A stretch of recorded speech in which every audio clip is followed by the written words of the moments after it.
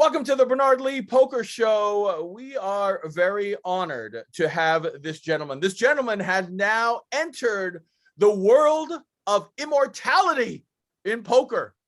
He is a person who is part of a very, very small group of players, less than 50, because there have been multiple champions of the World Series main event.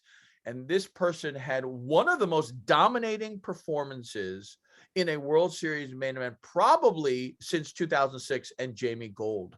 He was the chip leader, not going into the final table, but on multiple days. At the end of day 5, he was a chip leader. At the end of day 6, he was 5th in chips. Going into the main event final table, chip leader. With 20 left to go, he was a chip leader and did not give it up until they got to heads up, but ended up taking the World Series main event crown, the $8 million, and of course, most importantly, that bracelet. Welcome to the show, the new champion 2021, Koray Aldemir. Congratulations, Koray. Welcome to the show, my friend. Yeah, hi Bernard. Thanks for having me. Yeah, it sounds still pretty crazy when you say it like that, but yeah, I guess that's what happened. Is it?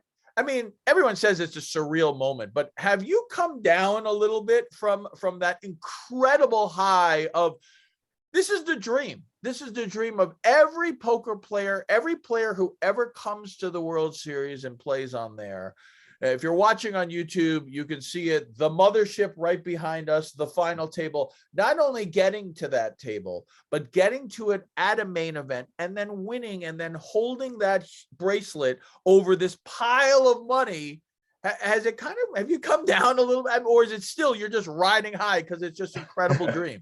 I mean, it has calmed down a little bit. It's been like 10 days or almost 2 weeks now.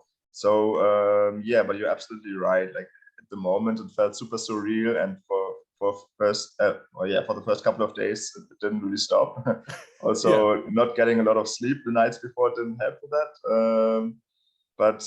Yeah, it has sunk in a little bit, but it still feels pretty crazy. Yeah. I mean, it's an unbelievable experience, obviously, to be there. And we are going to be spending a lot of time and talking with you. We're very fortunate. You're going to grace us not only with this week's show, but next week's show as well. So let's take some time to get to know the World Series main event champ. Everyone who had watched the broadcast on CB Sports Net and watched it on Poker Go, they knew that you were a very top level pro. For people to understand, this win, obviously $8 million, but you had won $12 million prior to that. You play in high stakes games, high roller events. You've had some tremendous wins over the years. Your first bracelet, what a great one to get, by the way. But let's talk about your background. You are originally from Germany. You now reside in Austria. But how did you get into poker? What was kind of your starting point in poker, and how did you kind of start out? Yeah, so I think poker got popular in Germany a little later than in the US, for instance. I think it first started, around maybe 2005, 2006, 2007, around that area, that poker got shown on German television. And I remember the first time watching it, I was like, why are they showing like people playing cards? I want to watch something else. And that's also when the James Bond movie came out, I think around that time. So poker got more and more into the mainstream. And we started playing with some friends also. I played for the first time on New Year's party, I think 2007, I think, but I didn't really know the rules. They explained the rules, but somehow I won, and maybe that's why I liked the game, and why I kept playing it. Maybe if I hadn't won that game or that night, I wouldn't have continued to play. I don't know, because sometimes when I usually don't like games where I'm not good at, so maybe getting lucky on that first game helps. Anyway, so yeah, we just sometimes played with friends and kept going like that. And when I first moved away out of Berlin, where I'm from, to another city called Cottbus in Germany, to study business administration, that was the first thing, everything. I studied there. I met a professional poker player for the first time. Björn was a friend of mine, and he played a little bit of cash game. And in my mind, he was so good. And so yeah, that helped me get more and more into the game. So you moved to Austria. Why did you move over to Austria? Yeah, exactly. And then 2012. This is 2 years after I met Björn. I moved to Vienna, Austria, actually to just study for university. Well, the university system is a little bit different in Austria than it's in Germany, so it was good for me to move to Austria, and I studied psychology there. And as a matter of fact, a lot of poker players live in Vienna too. So there I met even more guys, and around that time I met, for instance, Rainer Kempe, who some listeners and viewers might know, Julian Thomas, and a couple of months later I also met Fedor Holz, and that was kind of our friend group. And yeah, we were all playing super low at the time, low stakes, but pretty soon after I met him, Fedor had his first medium kind of win, and very, very quickly went on to play high stakes. So that helped us, his closest poker friends, in a way too, because we thought, okay, if he can do it, maybe we can also, at least at a level a little bit lower than him. But yeah, we definitely saw what was possible. I mean, what's unbelievable is that with regards to the German contingency, and we've talked about this many times with regards to the German players, you have now 20 million in career earnings. You're not even close to being first in career earnings in Germany. And that's what's amazing. Fedor has almost 33. Christoph Olgesang has about 25.5. Rainer, as you mentioned, has a 21.5. You have 20. Dominic Nietzsche has almost 19. Oli Shemanon, Stefan Sondenheimer, Hossein Ensan, another German 2019 World Series main event champion, Philip Grusom. I mean, this is just ridiculous. Pius Heinz, who won it 10 years ago, he's down in 13th at 9 million. I mean, that's unbelievable. The list of those players is astronomical. To be in that same sentence with all those players is incredible. And now, obviously, you are a World Series main event champion. People talk about your career. You've had some pretty big successes. In 2017, you won the Triton High Roller in Manila for over 1.3 million. In 2017 also, which was really an incredible year for you, you were at the Aria playing high rollers during the summer. And for about a month, you finished first, second twice, third, and fourth. All of that together, by the way, those are $25,000 buy-ins. Over $1 million. You won in 2019 a U.S. Poker Open buy-in for almost $750,000. You are definitely one of those high roller, well-respected players. But to jump into those type of events, that's not the easiest thing to do. Obviously, these buy-ins are relatively big. Back in 2016, you played in the high roller, the one drop, the $111,000 one. But before that, you didn't really play in many high rollers. What kind of made you switch over? Because that's a big switch, right? Again, I'm not trying to show off. I played in multiple dozens, really, of $10,000 events. I played in a couple of 25Ks at WPT championships. I played in a few 15. But when I say few, it's not like I'm playing 5 in a month. I mean, you probably played more than 5. You cashed in those 5. But how do you make that transition? Because it's significant money. I understand backers and all that. We get that. But still, it's the mentality of going over to that, because it's a lot of money. When did that kind of transition over for you? I mean, it happened kind of quickly, to be honest. So around 2015. I mean, I was playing some events, but not even close to playing high rollers. Right. I remember around that time, Fedor was already playing the highest stakes. These are my closest poker friends, and I thought maybe at some point I want to play 25Ks too. At some point in my life. But yeah, I wasn't there yet. Not bankroll wise, not skill wise, probably. But I had a really good start to the year 2016. I won a few tournaments online, and whenever I played live, I ran deep too. So I did something right that year for sure. And I actually played my first 10K that year, besides the WSOP main event that I played in 2014 already. But other than that, I haven't played a 10K buy-in or higher up until like May 2016, where I played the 10K event in Monaco at the EPT. Yeah. But yeah, then I kept having a good year, and at the WSOP, I had a lot of deep runs and got heads up in an event where I actually lost against Adrian Mateos, who's a friend of mine now. Right. Yeah. But anyways, then this 100K that you already mentioned was supposed to happen, and well, like my friends told me, you should play that event. We'll help you sell some action, and you'll probably beat that field. So I mean, that was a big step for me, but I tried to do that. That was my first 100K event, and yeah, it went really well. I got third in that, and that kind of started the career, I guess, of me playing the big stuff. Ironically, Fedor won that one. Fedor won that one. Yeah, Dan Smith got second, and then I got third. Yeah. Well, when you are playing in these high roller, was it, what's kind of the mentality that has to change? Because this is significant money, right? I mean, this is some of these, just the buy-ins alone are more than some people's salaries for an entire year. And then, the turn of a card could literally be the difference of $250,000 or not, just to make the money.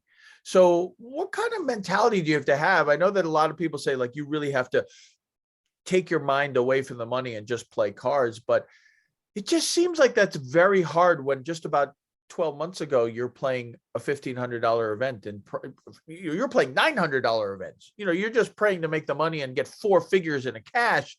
Now we're talking 6-figure buy-in. So how were you able to make that change so easily, really? Because you did it in such a short period of time.